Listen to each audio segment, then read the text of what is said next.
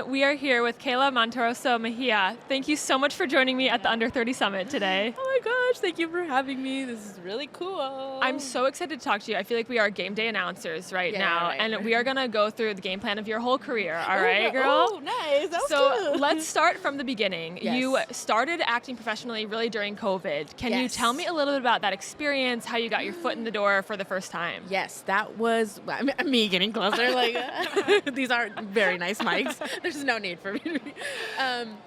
It was a long road, but it sort of happened then all at once and like this weird snowball effect. But yeah, I truly didn't start working until COVID hit. It was a very terrible time for a lot of people. Unfortunately, not for me.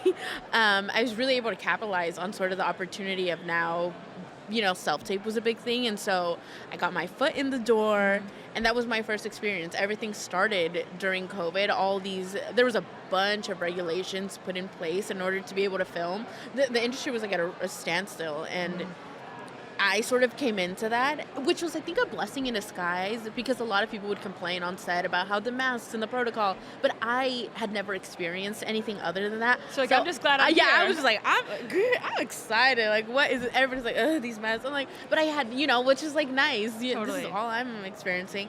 But it was really, really, really cool to sort of come in at this time, because it was very different. It was only like essential people that had to be on set. It was like this very weird, now looking back at it, the restrictions are not in place. I'm like, damn, that was crazy. Hollywood was like at all costs. Yes, we're totally. gonna film. So that was really cool. But it's been like very interesting seeing where I came in and now, especially because I think I had no idea this was gonna, I had no idea that I was going to keep working. I sort of was trying, obviously that was a goal, but to have it be in this magnitude and now in like these other shows and these other wonderful projects has been like very surprising to me. It's so exciting. Take me through the early days of those self-tapes. So like, what was your setup? Were you in your bedroom? Like, what was the vibe? Okay, this is actually very, very sweet. So I think one thing that I really pride myself on is being very prepared and having the best setup that I could. This is so nice. I lived in a very, very, very small, like, house garage kind of thing, and so we didn't have that much space. Oh my God. And my little brother, he gave up his room. He gave me his room so that I could like set up my lights and my backdrop. And I thought that was the sweetest thing. Yeah. Literally, he had like a small room, right? But he was like, here, just tape your stuff in here, and we got everything out of there, his bed, all his stuff. I'm like a terrible sister. I was like, thank you. But that that was very nice, and he was my reader, but my setup was good. I was on it for those self-tapes, and so it was sort of, I was taking a lot of classes geared towards self-tape, and because it's a whole other ballgame. I would say, like, when you go in person, which I didn't have that much experience in, there's a lot of sort of more of the work is in the energy that you bring and the choices that you make, and you're like how fast you're able to be on your feet because you're in front of the casting director, right? You get to do it maybe once or twice. Self-tape, girl, I get to bring in a whole world. I get to go crazy with the costumes, the props, everything. Girl, I was bringing in bongos. I was doing the whole thing. It was a production. What's the craziest self-tape that you sent in? Oh my God, I have most extravagant? So many. Not necessarily like extravagant, but I was really pushing limits into like what I could do. And so I remember there was one self-tape that I was like, I'm thinking out of the box. And basically the scene was just me talking to my best friend on the phone, right? And so this is like, I think, very boring, right? I'm like, oh my God, like, hey girl, what's up? And so, but I saw in the sides that it said that she was babysitting these two little babies, right? So I thought it was a good idea that, like, while I'm on the phone with my bestie, the little baby is gonna throw some food at my face, like some Gerber. And so I'm like, hey girl, and I'm, but none of this is in the scene. This is just like, this is what's gonna happen. And so I have my little brother like chuck baby food at my face, and I'm like, oh my God. But I like stuff like that. Did you get the part? No. Okay, that's okay. We experiment. It was not good, girl. They're like that is not right. But there was a lot of things like that. It was so fulfilling. It was so fun. I think sometimes we're so hung up on the end goal, which is the job, is like you want to book, that I think you forget how fun it is and how important it is to enjoy the process of it. I had so much fun filming all these self-tapes that I did not get.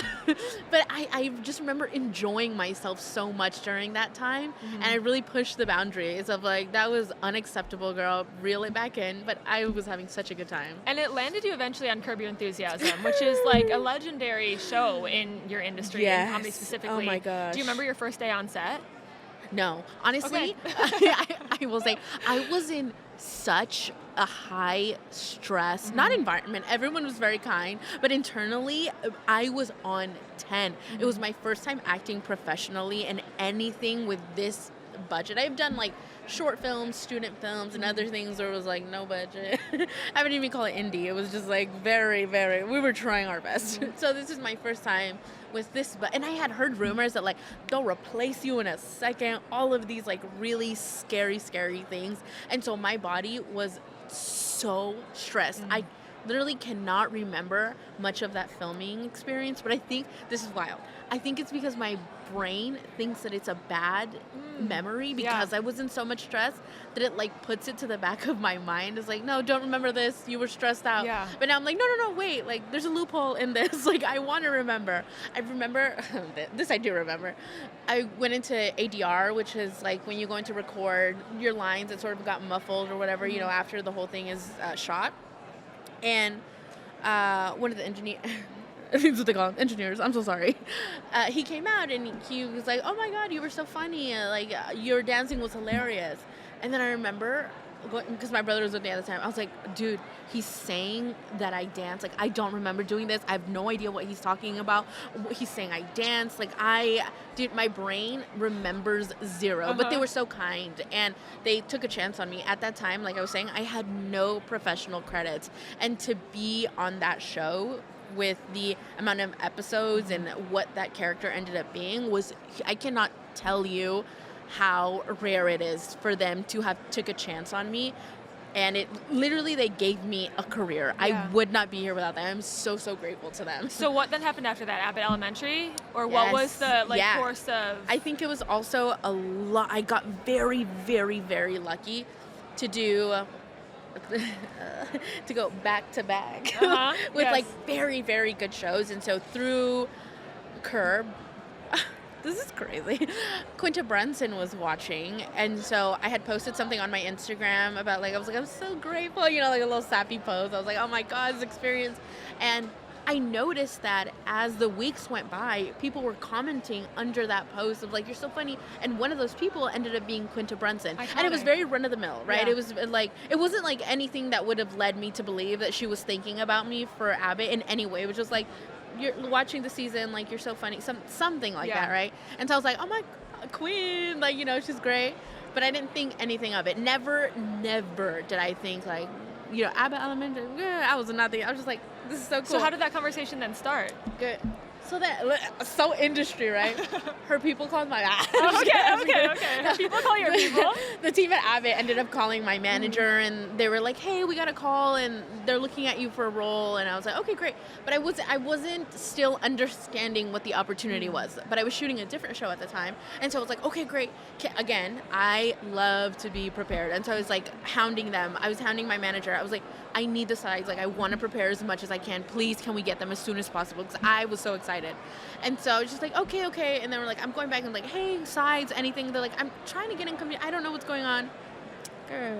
She's like, okay, listen, Quinta Brunson wants to call you.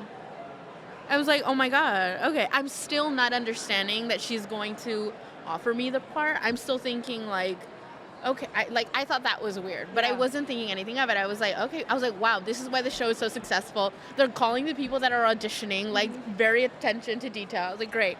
And I get on the phone with her, and she was super kind, and she's telling me the information about this character, and I'm like, okay, great. And it's still not clicking to me. I'm like, she just told me about the character. I'm not sure. And then I'm like, well, like, still, can we ask for the sides? The character is great. And then that's when my manager was like, no, she's like offering. I was like, no way. I am nowhere near like the level to be getting offers for these shows. And then also when you do get to a really high level, there's also shows that you audition for no matter where you are in your career, right? And that is one of them. And so I was blown away. I could never, ever have imagined that. And so I think going back to back really helped so much set me up for being able to have like that slowly, steady work after.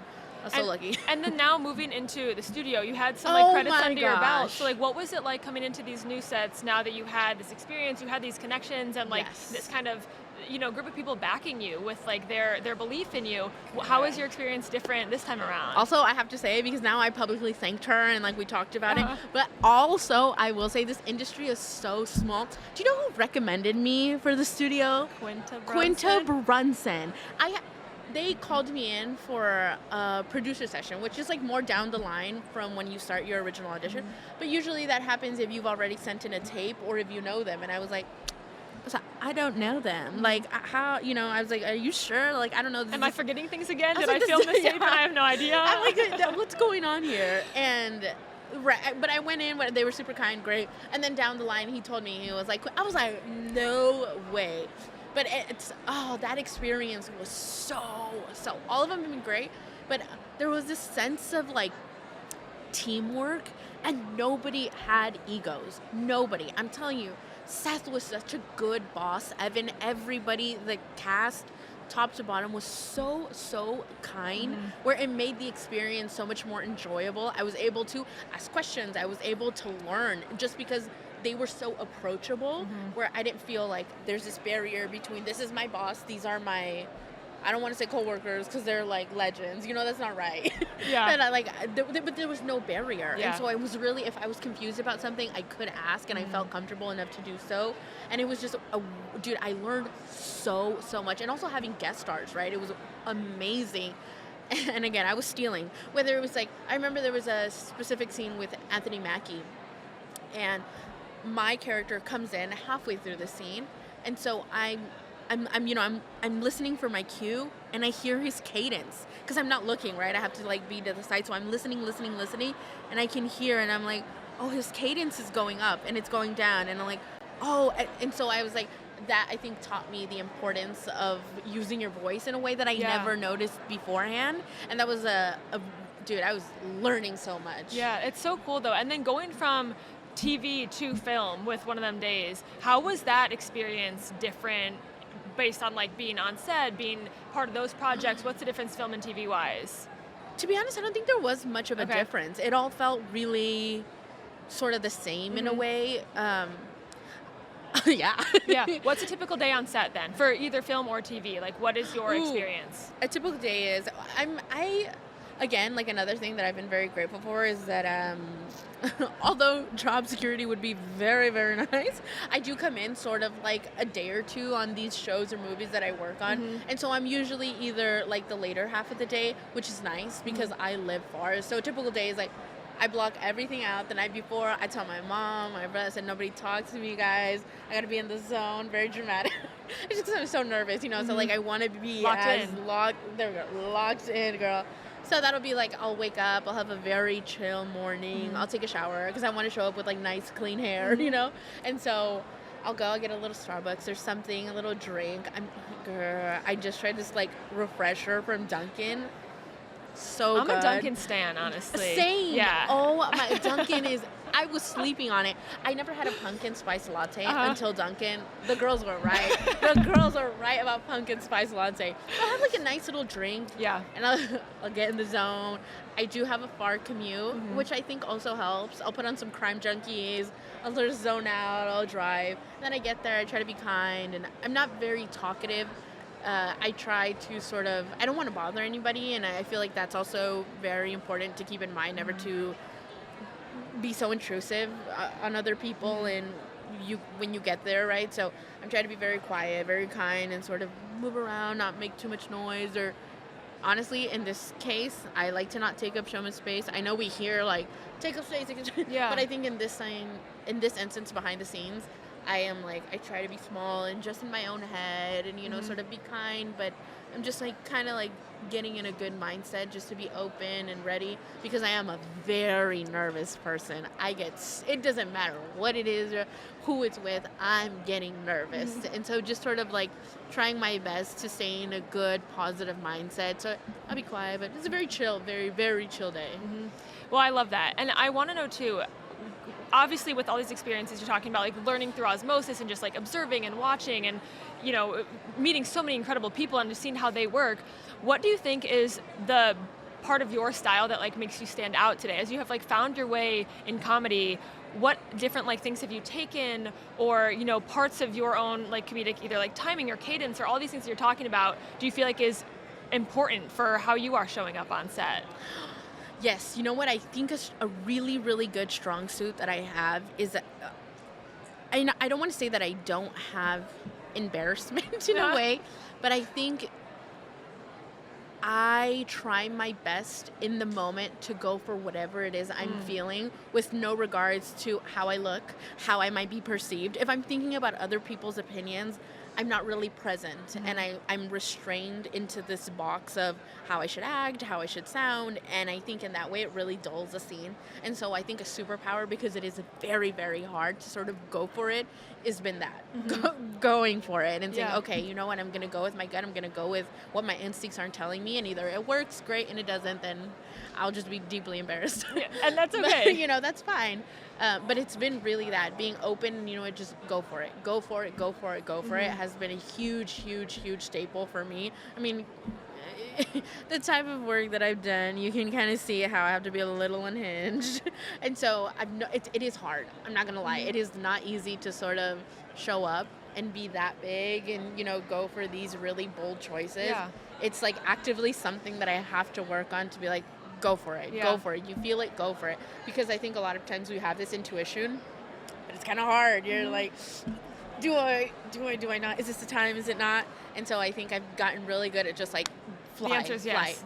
Always yes. And it's in the moment that I feel it, I'll do it. I won't give myself any leeway to sort of convince myself not to do it. I get an idea, I'm like, go, go, go. Yeah, without overthinking it. And I think that's really, really helped in my scenes.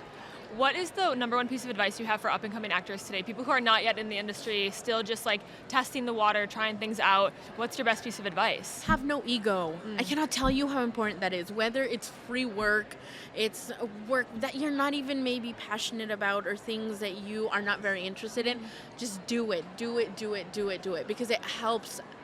Once you start getting busy, it's a lot harder to learn because you're jumping from job to job, so you don't have as much time to then go back and get a certain set of skills. So the more that you constantly are working and doing things and learning and acting in whatever capacity and whatever it is, you're building so many skills. And it's really, really hard to get that time off to do it later on. And so I think something that I would tell you is learn as much as you can. You have no idea how valuable that time is that you have, because then once you're in it, you're in it. Yeah. And it's very hard to say like, hey, I'm not available for these next 6 months. I'm going to start going to classes, right? You're sort of like, the training that you had is what you have. Yeah. And so I can't stress it enough. Like, take classes constantly, always be short films, whatever it is. What are you excited about? What's upcoming for your career? What are you working on right now? I just got to do a short film that premiered at TIFF a little while ago. That was my first time sort of diving into horror. It was very bloody, very intense. But I think for the future, I would really like to sort of branch out a bit. I still love comedy, and doing comedy in any capacity would be fun. But it would be kind of fun to do sort of, like I think I was saying, what would you call it? Like a comedic relief in a very dark, sad movie, right? Like saying really inappropriate things at the worst times, and like that would be so much fun. So more stuff like that. Obviously, I can't say anything about the studio. I was like, but that's happening. And I think I'm in it. Okay, all right, cool. Well, I'm so excited to see all you do in the future, some of these other genres you get into, and all the other projects. Thank you so much for sitting down with me today. Thank you.